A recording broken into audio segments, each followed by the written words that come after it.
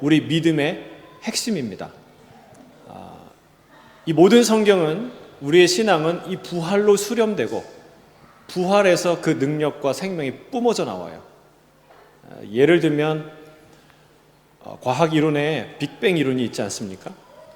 우리는 하나님이 창조하셨다고 믿지만 그 이론의 개념을 빌리자면 그 최초의 폭발, 이 우주에 어마어마한 모든 것들을 존재하게 하는 엄청난 폭발을 빅뱅이라고 말하지 않습니까? 마치 그 빅뱅과도 비견될 만한, 오히려 그 이상의, 여러분 그 우주를 만드는 최초의 폭발이 지금은 사망할 수밖에 없는, 다 사라질 위기에 있지 않습니까? 그러나 이 모든 만물을 새롭게 하고 생명으로 다시 태어나게 하는 놀라운 폭발이 부활이에요. 부활. 할렐루야. 그래서 사도 바울은 얘기합니다. 이 부활이 없으면 우리는 모든 사람보다 더욱 불쌍한 사람이다. 이 말이 무슨 말이에요?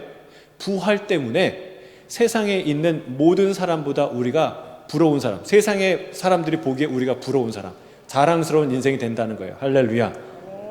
부활이 그렇게 놀라운 거라고 말하고 있습니다. 부활은 단순한 체험이나 기적이 아닌 줄로 믿습니다. 전에 있었지만, 약속되었지만 볼 수 없었던, 전혀 새롭고 전혀 놀라운 현실과 새로운 미래를 보는 눈이 열리는 사건이 바로 부활이죠. 저는 오늘 이 본문을 우리가 묵상하고 나누는 가운데 부활의 눈이 새롭게 열리는, 더 활짝 열리는, 더 확고하게 열리는 이날 아침이 되시기를 주의 이름으로 축복합니다. 오늘 본문 36절 같이 읽겠습니다. 36절이에요. 시작. 이 말을 할 때 예수께서 친히 그들 가운데 서서 이르시되 너희에게 평강이 있을지어다 하시니. 이 부활의 주님께서 누구를 찾아가셨습니까? 그게 중요해요. 대제사장들이나 서기관들이나 또는 헤롯이나 자기를 십자가에 못 박게 명령한 빌라도 총독을 찾아가지 않았습니다. 누굴 찾아갔습니까? 제자들을 찾아갔어요. 여러분, 만약에 그 지도자들을 찾아갔으면 얼마나 그 충격과 반향이 컸겠습니까? 내가 부활한 예수야, 네가 죽인 예수야, 나의 모습과 영광과 위엄이 이런 거야 라고 보여줬다면, 그리고 그 한 사람 한 사람을 실제로 심판하고 제거했다면 여러분, 그 예수의 이름이 훨씬 더 많은 강력한 명성을 얻지 않았겠습니까? 훨씬 더 급속하게 전파되지 않았겠습니까? 아닌가요? 여러분, 그랬을 거예요. 충격이, 그 당시에 줬을 충격이 어마어마했을 거예요. 근데 예수님은 그들을 찾아가지 않았어요. 그들과 문제를 해결하지 않았어요. 여러분, 왜 안 해결했을까요? 그들이 두려워서? 그렇지 않습니다. 우선순위에서 밀렸기 때문에 그래요. 우선순위에서 밀렸어요. 주님은 그들보다 더 중요한 사람들이 있다고 생각하고 그들을 찾아갔어요. 그들은 누굽니까? 세상을 진짜 바꿀 혁명가들, 하나님의 나라를 전파하고 세울 진짜 하나님의 사람들이었어요. 그 사람은 누구입니까? 바로 제자들입니다. 제자들. 여러분, 아무리 초라해 보여도 교회가 중요한 것, 성도가 중요한 것, 예수님의 제자가 중요한 이유가 바로 여기 있어요. 모든 만물을 만드신 창조주가, 세상을 다스리며 심판하실 통치자가 부활의 그 놀라운 사건 이후에 40일 동안 그 귀한 시간에 그 만나고 함께 하신, 시간을 보내신 사람들이 당시에 참 보기에는 굉장히 초라한 갈릴리 어부 출신의 사람들이었다는 사실입니다. 이거를 우리가 묵상할 때 주님은 참 겸손하시지, 주님은 참 사랑이 많으시지 라는 것에 초점을 맞추지 마시고, 그 위대하신 분이, 그 놀라운 사건을 일으키신 그 주님이, 그 놀라운 분이 어떻게 마음과 시간을 다 쏟으신 대상이 그들이었을까라는 데에 초점을 맞추고 묵상을 해보시고 살펴보세요. 여러분, 우리는 저 위에 윗자리에 있는 통치자들이 세상을 바꾼다고 생각합니다. 네, 그들은 그들의 역사를 써나가죠. 분명한 것이에요. 하지만 진짜 역사, 하나님 나라의 역사, 하나님 나라를 이루는, 확장해가는 그런 놀라운 역사는 그들이 만드는 것이 아니라 지금 여기 부활의 주님과 함께한 초라하게 보이는 세상에 아무런 힘과 능력이 없는 갈릴리 출신의 어부들이라는 사실이에요. 그래서 주님이 뭐라고 얘기합니까? 그들에게 너희는 세상의 빛이다. 할렐루야. 너희는 세상의 소금이다 말하는 거예요. 여러분 감격스럽지 않습니까?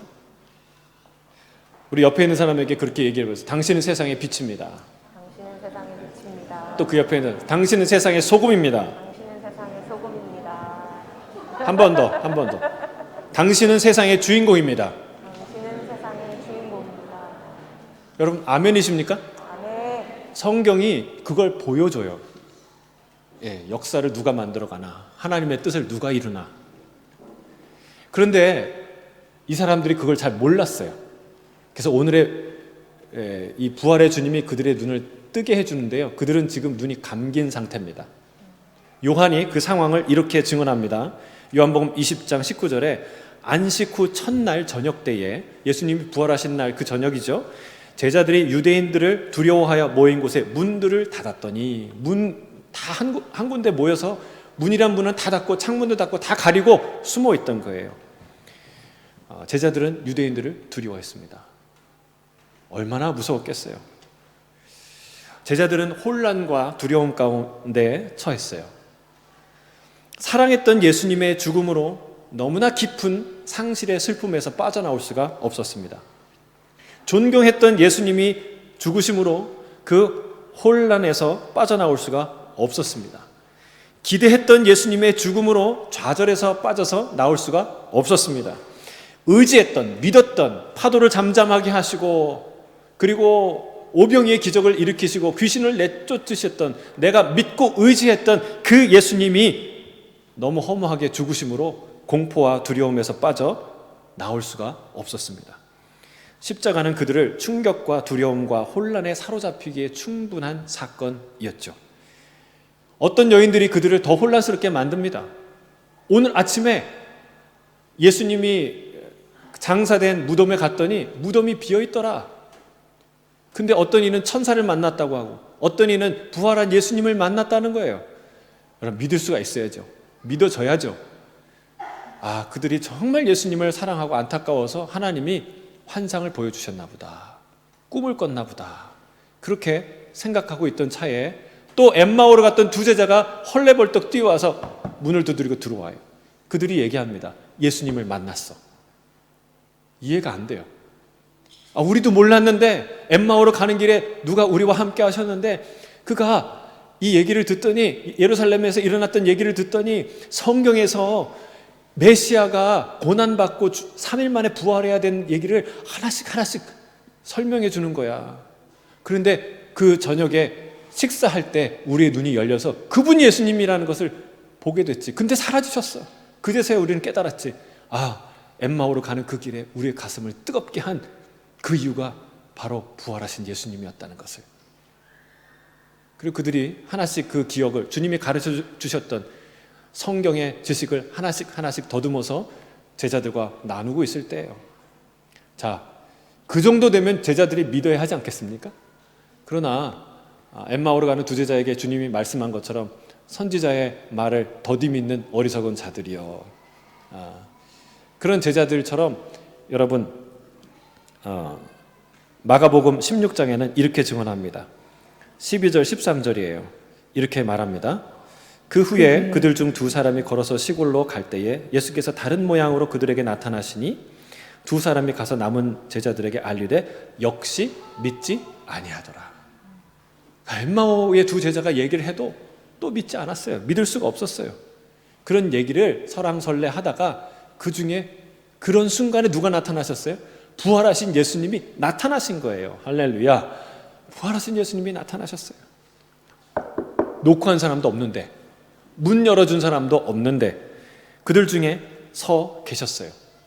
여러분 너무나 깜짝 놀라지 않습니까? 여기는 뭐 문이 다 열려 있지만 여러분 집안에 있었는데 아무 인기척도 없이 갑자기 아들이 없다가 내 앞에 있어요. 그러면 얼마나 깜짝 놀라겠어요. 이게 귀신인가? 그런 상황이 나타난 거죠. 예고 없이 호련히 그들 가운데 서 계신 거예요. 그리고 주님이 첫 마디로 이렇게 말씀하십니다. 너희에게 평강이 있을지어다. 여러분 우리 같이 한번 해볼까요? 너희에게 평강이 있을지어다. 사망 권세를 깨시고 부활하신 그 주님이 이 아침에 우리를 찾아오셔서 우리에게 말씀하시는 줄 믿습니다. 너희에게 평강이 있을지어다. 아멘. 아멘. 혼란과 두려움과 염려는 다 떠나고 주님 주신 평강이 임하기를 주의 이름으로 축복합니다. 부활의 주님께서 우리에게 주고자 하는 건 명확해요. 주님이 우리에게 주고자 하는 건 명확해요. 예레미야 29장 11절에 뭐라고 말합니까? 여호와의 말씀이니라. 너희를 향한 나의 생각은 내가 안하니 평안이요 재앙이 아니니라. 너희에게 미래와 희망을 주는 것이니라. 할렐루야. 주님은 우리에게 평강, 평화, 샬롬, 에이레네, 피스, 이 평강을 주시기 원하는 줄 믿습니다. 여러분 부활의 주님이 함께 있는 사람의 특징이 뭐냐면 평강이에요. 평강. 여러분 평강하십시오. 주님 주신 평강 안에 머물기를 주의 이름으로 축복합니다. 근데 여러분 보통 이제 진짜는 부활이라는 게 일어나지 않잖아요. 이제 예수님 제외하고 이제 앞으로 우리가 일어날 거지만, 그래서 사람들이 그 부활이라는 개념을, 죽었다가 다시 살아나는 이 개념을 어디에서 사용합니까? 영화나 소설이나 이런 데서 많이 사용하죠. 근데 대부분 보세요. 그 스토리에서 참혹하게 억울하게 죽은 그 주인공이 죽었다가 다시 깨어나면 무슨 일을 시작합니까? 피해 복수가 시작돼요. 그때부터 악당들을 찾아가면서 한 사람 한 사람씩 여지없이 그냥 통쾌하게 잔혹하게 죽이죠. 처단하죠.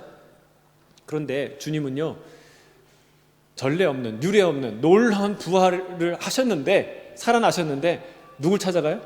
원수를 찾아가지 않고 주님의 사랑하는 제자들을 찾아갔다는 거예요. 여러분 여기서 우리가 놀라운 걸 배워야 돼요. 여러분 우리가 죽었다가 부활하는 것처럼 어느 날 성공할 때가 있어요. 돈을 벌 때가 있어요. 높이 올라갈 때가 있어요. 그럴 때 원수 찾아가지 마시기를 주의 이름 축복합니다. 근데 성공하면 꼭 그러고 싶어요. 나를 멸시했던 사람 찾아가서 돈 자랑도 해보고 싶고 힘 자랑도 해보고 싶고. 그럼 그게 우리 아닙니까? 피해 복수까지는 아니더라도 좀 본때를 보여주고 싶어요. 근데 우리 주님은 어딜 찾아가요? 사랑하는 제자들을 찾아가요. 여러분 주님이 우리를 부활하신 것처럼 높은 곳에 새롭게 여러분 우리를 높이실 때에 사랑하는 주님 찾아가길 주님 축복합니다. 사랑하는 교인들 찾아가길 바랍니다. 비전과 꿈을 따라가길 주님 축복합니다. 원수 찾아가면 안 돼요.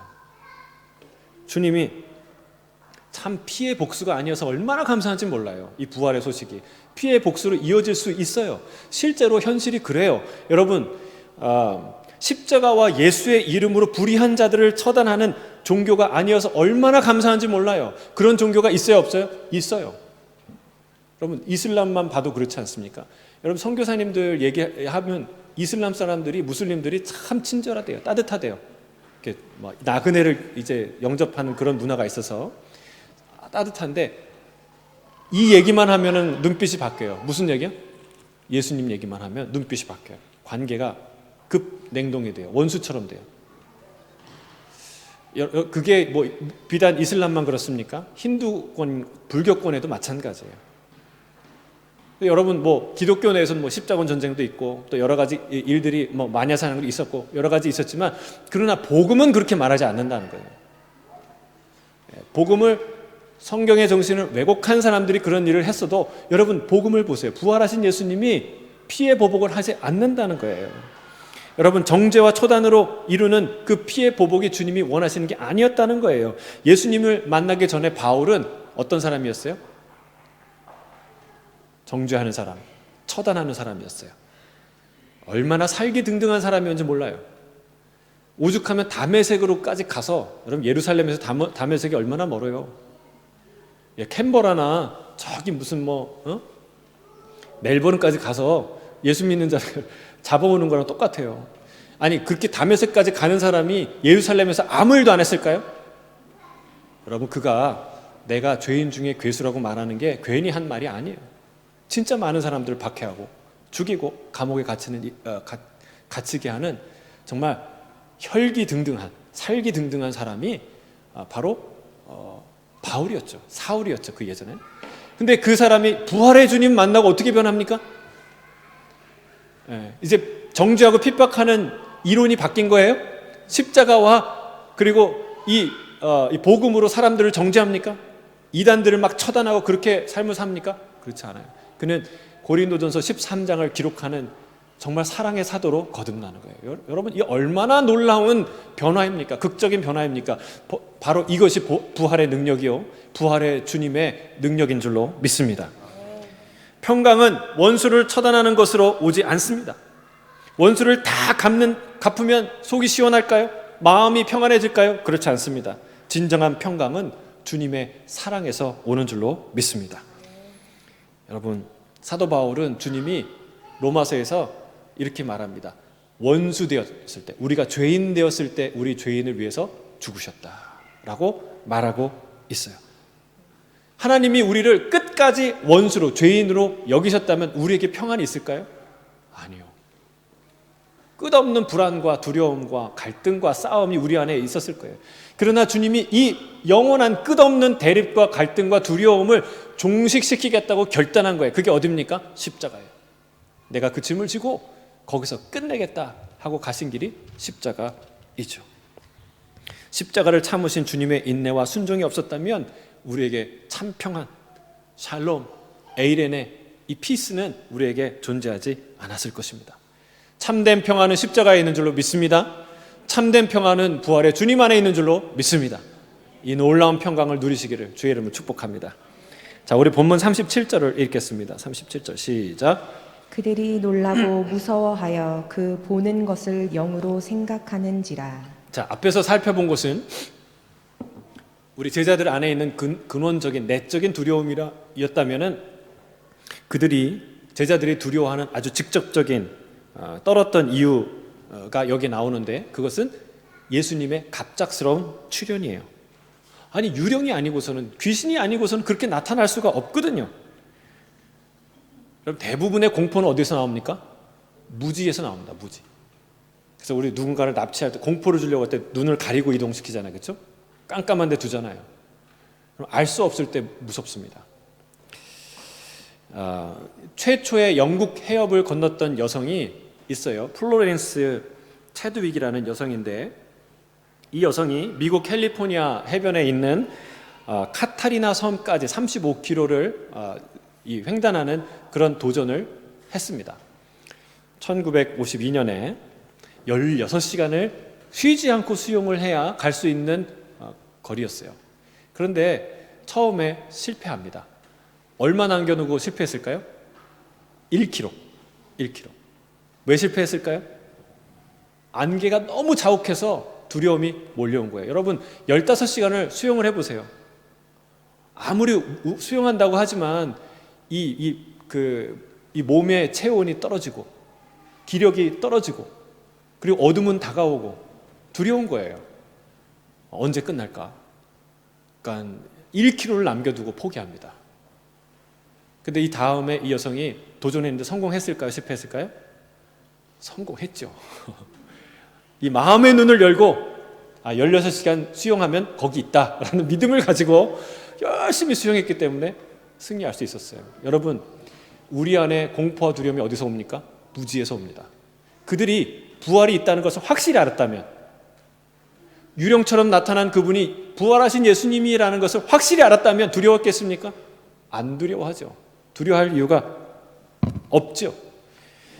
여러분, 그런 두려움에 사로잡힌 이 제자들의 눈을, 마음의 눈을 뜨게 해주신 분이 예수님이고, 그 마음의 눈, 믿음의 눈, 소망의 눈을 뜨게 한 사건이 바로 부활이라는 사실이에요. 저는 이런 사건이 저와 여러분 안에 일어나기를 주의 이름으로 축복합니다. 우리 38절 39절 읽겠습니다. 시작. 예수께서 이르시되 어찌하여 두려워하며 어찌하여 마음에 의심이 일어나느냐. 내 손과 발을 보고 나인 줄 알라. 또 나를 만져보라. 영은 살과 뼈가 없으되 너희 보는 바와 같이 나는 있느니라. 자, 어찌하여 두려워하느냐, 그리고 어찌하여 마음에 의심이 일어나느냐, 이 두 가지 질문에 주님이 답해 주시고, 그 닫혔던 눈을 열어주십니다. 첫 번째, 제자들이 공포했던 이유는 뭐라고요? 지금 보고 있는 예수님이 귀신인 줄 알은 거예요. 깜짝 놀란 거예요. 그럴 만한 이유가 있죠. 공개적인 처형으로 주님 죽는 걸 다 보고 장사된 걸 봤어요. 주님 나타나신 예수님이 예전에 예수님과 비슷하긴 했지만 사뭇 다른 모습이에요. 부활체니까. 나타난 방식 역시 놀랍고 새로운 두려운 방식이었어요. 그러니 두려워할 수밖에 없죠. 그런 그들에게 예수님이 뭐라고 하십니까? 내 손을 보라. 내 발을 보라. 그리고 나를 만져보라 말씀하세요. 영과 살은 뼈가 없지만 영은 살과 뼈가 없지만 너희 보는 바와 같이 나는 살과 뼈가 있다 말씀하세요. 그래서 첫 번째 눈을 열어주시는데 그것은 십자가에 죽었던 바로 그 예수님이 부활하셨다는, 확실히 살아나셨다는 사실을 알게 해주세요. 육체의 부활에 대한 확실성을 주님이 알게 해주시는 거예요. 상상의 부활이 아니라 영적인 부활이 아닙니다. 이 눈이 떠져야 두려움이 떠나가는 거예요. 여러분, 우리 믿음이 이상이 아니라 실제인 이유가 무엇입니까? 우리가 믿는 예수님이 실제이기 때문에 그래요. 할렐루야. 여러분, 예수님이 실제예요. 소설 속의 주인공도 우리에게 때때로 많은 감동을 주지 않습니까? 영화의 주인공들, 소설의 주인공들이 우리에게 감동을 줘요. 가상의 인물들도 그렇죠. 하지만 우리의 믿음은 그런 가상의 인물들이 감정과 상상으로 버무려내는 인공적인 감동이 아니라는 거예요. 십자가와 부활은 우리가 이 자리에 앉아있는 의자의 그 느낌처럼 매우 실제적인 사실이라는 것이죠. 그것을 제자들에게 알려주시는 것이 오늘 본문이에요. 주님은 이런 일을 하시죠. 40절부터 43절이에요. 같이 읽겠습니다. 시작. 이 말씀을 하시고 손과 발을 보이시나 그들이 너무 기쁨으로 아직도 믿지 못하고 놀랍게 여길 때에 이르시되 여기 무슨 먹을 것이 있느냐 하시니 이에 구운 생선 한 토막을 드리니 받으사 그 앞에서 잡수시더라. 자, 주님은 손과 발을 보이시고 먹을 것을 찾으십니다. 주님이 배고파서 오셨을까요? 밥 먹을 데가 없어서 제자들을 찾으셨을까요? 아니죠. 음식 먹는 예수님을 보여주기 위해서, 부활한 이 내가 육체의 부활을 입었던, 그러니까 3년 동안 너희의 공생의 생활을 함께했던, 먹고 마셨던 바로 그 나사렛 예수라는 것을 보여주기 위해서 주님이 오신 거예요. 여러분, 부활의 육체성을 깨닫는 것은 매우 중요합니다. 왜냐하면 이 두 가지예요. 첫째, 복음, 이 예수 그리스도의 십자가와 부활이 이론이 아니라 역사적인 사실이라는 것을 우리에게 알려주기 때문에 그래요. 그리고 두 번째는요, 우리에게 일어날 앞으로의 부활, 우리가 참여할 부활, 주님이 약속하신 영생, 저 천국과 영원한 천국의 삶이 꿈이나 상상이 아니라 매우 구체적인 현실, 생선 토막을 먹듯이 손과 발을 만지고 감각이 있듯이 저 천국은 그런 현실이라고 우리에게 알려준다는 사실입니다. 주님의 부활은 온전한 부활이에요. 육체의 부활이에요. 상상의 부활이나 영의 부활이 아니라는 거예요. 우리도 주님처럼 그런 영광스러운 육체로 부활하게 될 줄로 믿습니다. 고린도전서 15장에 이렇게 말하고 있어요. 함께, 자막이 없군요. 고린도전서 15장 42절에서 44절, 성경 있으신 분 찾아보시고 이렇게 사도 바울이 말하는 거예요. 죽은 자의 부활도 그와 같으니 썩을 것으로 심고 썩지 아니할 것으로 다시 살아나며, 욕된 것으로 심고 영광스러운 것으로 다시 살아나며, 약한 것으로 심고 강한 것으로 다시 살아나며, 육의 몸으로 심고 신령한 몸으로 다시 살아나나니 육의 몸이 있은즉 또 영의 몸도 있느니라. 할렐루야. 여러분, 하나님이 우리에게 약속하신 부활, 그 영원한 삶은요 아주 구체적인 거예요. 그때 우리의 몸은 썩지 아니할 몸, 여러분 늙지 않을 거예요. 얼마나 감사해요. 안 감사합니까? 정말 영원히 늙지 않는데요. 제가 20대 꽤 괜찮았거든요. 지금도 괜찮지만 봐줄만 하지만 여러분, 우리는 썩지 않을 거예요. 늙지 않을 거예요. 영광스러운 몸이에요. 우리의 여기에는 후광이 나타날 거예요. 연예인들처럼 이렇게 뭐라 그러죠? 그 아우라라고 그러나요? 이게 생길 거예요. 강한 몸이에요. 강한 몸. 강한 몸. 우리가 100m를 19초, 20초, 25초 이렇게 막 뛰다가 10초씩 막 그냥 아니면 5초에 뛸 수도 있어요. 강한 몸, 강한 몸, 신령한 몸, 영의 몸. 물론 예수님이 이때에 완전히 승천하기 전까지의 그 영화된 몸, 그게 정확한 그 몸이라고 볼 수는 없지만, 그러나 여러분 이런 놀라운 변화와 놀라운 실제의 육체, 그러나 본질적으로 다른 그런 실제의 육체를 우리가 갖는 부활, 그런 영원한 삶을 우리가 누리게 된다는 사실이에요. 천국은 상상과 꿈의 세상이 아닌 줄로 믿습니다. 몸을 가진 현실의 세계예요. 주께서 생선을 먹듯이 우리도 음식을 먹을 거예요. 여러분 음식 요리 많이 공부하세요. 그리고 천국 가서 여러분 요리할 거예요. 우리가 잔치할 거예요.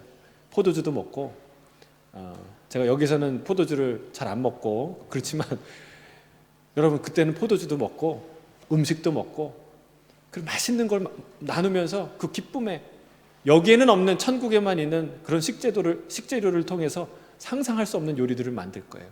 그리고 잔치할 거예요. 노래할 거예요. 여러분 그런 아름다운 영원한 천국의 삶을 기대하시길 주의 이름 축복합니다. 이 부활의 아침에 그 영혼을 보세요. 부활의 주님을 만나면 그 영혼의 삶이 보입니까 안 보입니까? 기대가 됩니까 안 됩니까? 부활의 주님을 만났는데 그 기대가 없다? 여러분 주님이 이 땅에 왜 오셨어요? 영생을 주러 오셨어요. 할렐루야. 그냥 교회 다니면서 그럭저럭 도덕적인 삶 잘 살고 행복하고 선한 삶을 살아라, 이게 주님이 우리에게 약속하신 게 아니에요.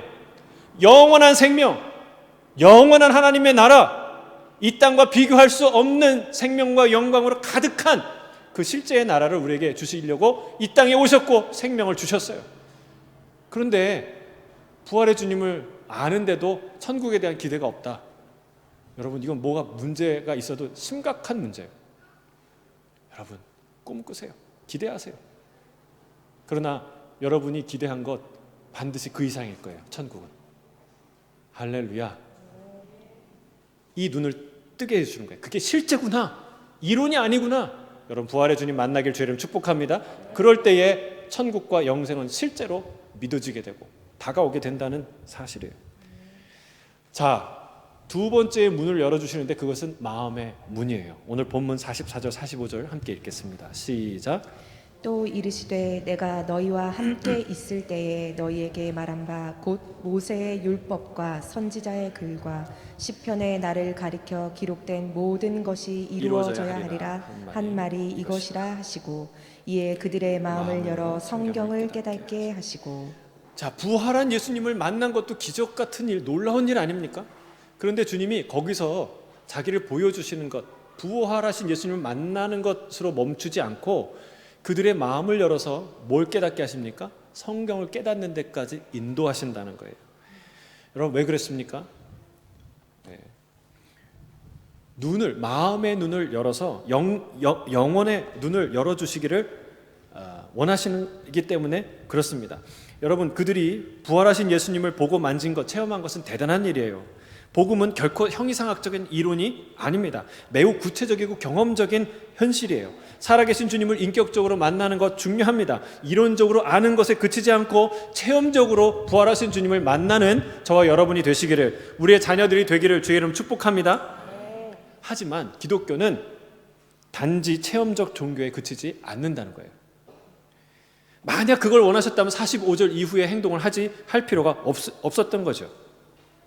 누가복음을 이번에 큐티를 쭉 묵상하면서 깨달은 것은 이 부활의 주님이 하신 일이 있는데 그 부활하고 나셔서 우리를, 제자들을 말씀으로 인도하셨구나, 마음을 열어서 말씀을 보게 하셨다라는 사실을 새롭게 묵상하게 깨닫게 되었어요. 부활하신 주님, 빈 무덤에서 천사가 나타나서 뭐라고 얘기하는 줄 아세요? 24장 같은 누가복음 24장 6절에 이렇게 얘기합니다. 여기 계시지 않고 살아나셨느니라. 갈릴리에 계실 때 너희에게 어떻게 말씀하셨는지를 기억하라. 그리고 그들이 예수님의 하신 말씀을 기억하더라 라고 말하고 있어요. 그러니까 말씀으로 인도해요. 천사들도. 그 다음에 엠마오로 가는 두 제자의 사건에서 가장 핵심이 뭐예요? 말씀을 깨닫게 하는 거예요. 27절에 이에 모세와 모든 선지자의 글로 시작하여 모든 성경에 쓴 바 자기에 관한 것을 자세히 설명하십니다. 그렇죠? 그리고 오늘 45절에 뭐라고 얘기합니까? 주님이 마음을 열어서 성경을 깨닫게 하셨다라고 말하고 있습니다. 여러분, 부활한 주님을 만나면 됐지, 그 이후에 그게 뭐가 더 중요합니까? 내가 예수님의 증인으로 사는데 뭐가 부족합니까? 나 예수님 봤어. 예수님 돌아가신 거, 예수님 살아난 거, 내 그 주님 손 만졌어. 주님이 내 앞에서 생선 토막 드시는 거 다 봤어. 여러분, 그걸로 충분하지 않아요? 여러분, 부활하신 예수님을 그 주님의 손을 만진 분이 여기에 있다면, 그 주님을 만난다면 그거 얼마나 대단한 사건이에요. 근데 주님이 거기서 멈추지 않으셨다는 거예요. 주님이 그들을 마음을 열어서 말씀으로 인도했다는 사실을 참 중요해요. 그걸 눈여겨볼 필요가 있습니다. 여러분, 왜 그렇습니까? 이 경험의 눈이라는 것은 확실한 듯 보여도 쉽게 부정되거나 의심되거나 흔들릴 때가 많다는 거예요. 분명히 내가 봤는데, 그런데 어떤 속이는 사람이 와서 야, 네가 봤지. 근데 잘못 본 거야. 그거 앞뒤의 상황이 이런 상황이야 라고 우리를 속일 때 그런가? 하고 흔들려요. 여러분, 세상의 뉴스를 보세요. 팩트 체크라는 이름으로 진실의 눈을 가리는 게 현실이잖아요. 그렇지 않습니까? 여러분, 진실의 눈은 쉽게 가려져요. 경험했는데, 분명히 봤는데 그게 아니라는 거예요. 모든 사람이 그렇게 얘기해요. 그러면 흔들리죠. 여러분, 체험은 중요합니다. 그러나 체험적 신앙만을 추구하거나 거기에 머물러서는 안 된다는 거예요. 육신의 눈으로 확인한 그 부활을 성경을 통해서 영의 눈으로 다시 확증하는 과정이 반드시 필요해요. 그럴 때 여러분, 우리의 눈은 흔들리지 않고 더 정확하게 부활의 주님을 볼 수 있습니다. 여러분, 부활의 주님을 어떻게 보시나요? 여러분, 보이세요? 옆에 있는 부활의 주님? 안 보이세요? 보이십니까? 여러분, 이게 신비한 거예요. 우리가 주일마다 모여요. 왜 모일까요? 왜 예배할까요? 우리가 그분을 찬양하고 말씀을 선포하고 기도하고 하는 가운데 여러분, 뭐가 드러나요? 실제하지만 보이지 않았던 예수님의 영광이, 하나님의 영광이 드러나요. 경험돼요. 신비해요. 여러분, 진짜 부활한 예수님이 어떻게 체험되나요? 말씀으로 체험된다는 거예요. 우리 안에 채워진, 내가 읽고 묵상하고 암송하고 하루 종일 그 율법을 즐거워하여 읊조리는 그 말씀들을 통해서 뭐가 형성이 돼요? 예수님의 형상이, 말씀이신, 육신이 되어 이 땅 가운데 오신 말씀이신 예수님이 보여지고 경험된다는 사실이에요. 놀라운 비밀이에요. 마치 모자이크가 있잖아요. 가까이 봐서 보는 점인데, 또 어떤 거는 이제 학생들의 얼굴인데요. 학생들의 얼굴을 이렇게 하나씩 사진을 붙였는데, 그걸 이제 클로즈업이 아니라 이렇게 확대해서 멀리서 보면은 그게 전체 사진들이 하나의 큰 얼굴이 되는 그런 사진 보셨죠? 그런 영상 보셨죠? 마치 그와 같아요. 여러분, 우리가 알고 있던 말씀 하나하나가 그냥 하나의 점인 줄 알았는데, 그 말씀들을 넓게 봤을 때 뭐가 드러나요? 부활하신 예수 그리스도. 여러분, 왜 우리가 그렇게 오래 다녔는데 예수님이 안 보일까요? 경험이 안 될까요? 확실치가 않을까요? 내 안에 말씀을 채우지 않아서 그래요. 말씀이신 주님을 채우기 시작할 때 그 말씀이 부활하신 예수님을 보게 하고 경험하게 하고 느끼게 한다는 거예요. 그래서 부활하신 예수님이 40일 동안 했던 일을, 그 제자들을 끌고 가서 어디로 끌고 가요? 말씀으로 끌고 간다는 거예요. 부활하신 예수님 봤으면 됐지, 뭐가 더 증인에게 필요하겠어요? 그러나 그게 아니라는 거예요. 여러분, 말씀이신 주님을 깨닫고 말씀이신 주님을 경험하고 말씀이신 주님, 부활의 주님을 붙드는 저와 여러분 되길 주의 이름으로 축복합니다. 또 하나의 문을 열어주시는데, 비전의 문을 열어주세요. 비전의 눈을 열어주세요. 자, 오늘 46절 49절 같이 읽겠습니다. 시작. 또 이르시되 이같이 그리스도가 고난을 받고 제3일에 죽은 자 가운데서 살아날 것과 또 그의 이름으로 죄 사함을 받게 하는 회개가 예루살렘에서 시작하여 모든 족속에게 전파될 것이 기록되었으니 너희는 이 모든 일의 증인이라. 볼지어다 내가 내 아버지께서 약속하신 것을 너희에게 보내리니 너희는 위로부터 능력으로 입혀질 때까지 이 성에 머물라 하시니라. 예수님이 성경을 통해 모든 이야기가 이 부활의 이야기로, 십자가와 부활 이야기로 수렴된다는 것을 깨닫게 하시고, 그렇죠? 그리고 여기서부터 놀라운 일들이 파생되어 이렇게 폭발하듯이 일어날 것이라는 이 눈을 열어줘요. 보여주십니다. 사실은 제자들은요, 충격과 혼란 가운데 빠져 있었어요. 특히 앞으로 어떻게 해야 될지 몰랐어요.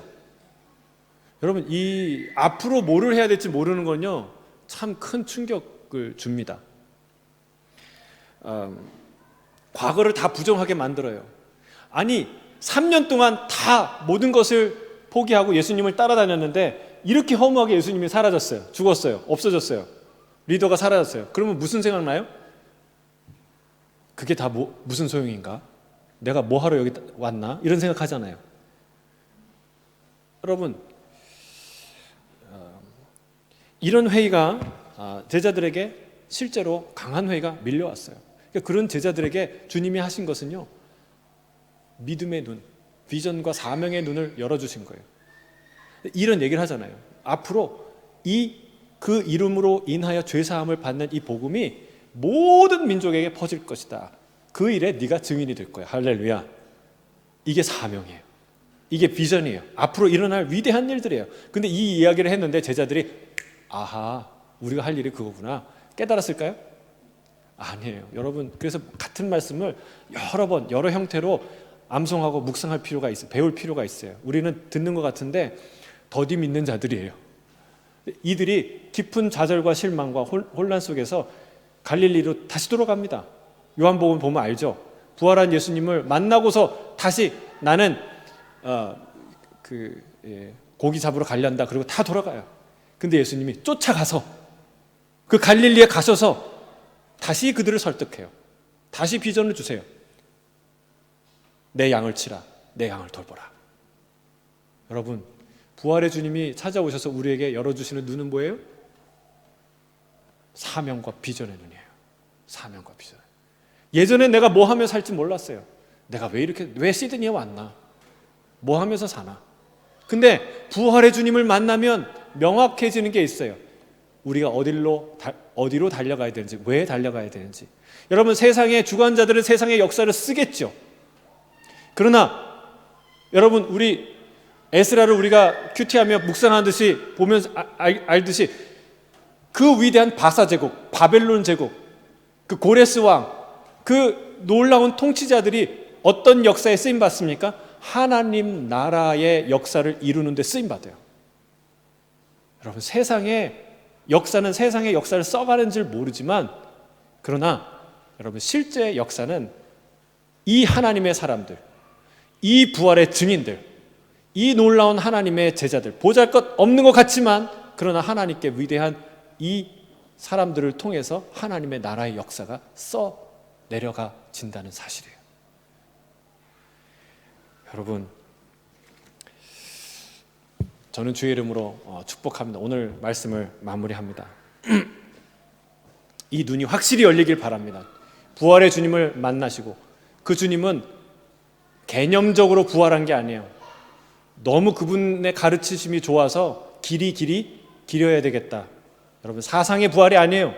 영적인 부활이 아니에요. 실제적으로 부활하셨어요. 여러분, 이거를 놓치면 안 돼요. 여러분, 이걸 지키기 위해 2000년간 교회가 싸웠어요. 아무것도 아닌 것 같은데 가장 중요한 거예요.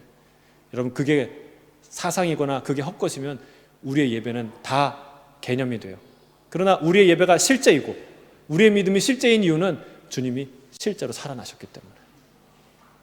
여러분, 마음을 열어서 성경으로 진리의 세계로 들어가시길 주님 축복합니다. 경험에 머물지 마세요. 이 하나님의 말씀으로 채워졌을 때 우리는 부활의 주님을 만나고 보게 되는 거예요.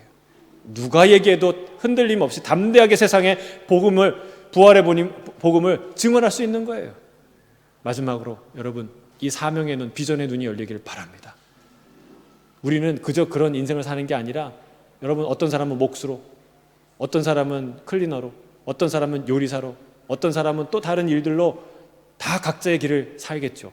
그러나 여러분, 우리는 무슨 일을 해요? 물고기 잡는 일도, 뭐 회계사 일도, 다 무슨 일을 해요? 부활의 증인으로서 살아간다는 거예요. 하나님의 나라의 복음을 증거하는, 하나님의 나라를 세우는 위대한 인생으로 쓰임 받는다는 거예요. 여러분, 이 비전과 이 사명에 눈을 뜨는 이 부활절 아침이 되시기를 주의 이름으로 축복합니다. 아멘. 함께 기도하겠습니다. 사랑하는 주님,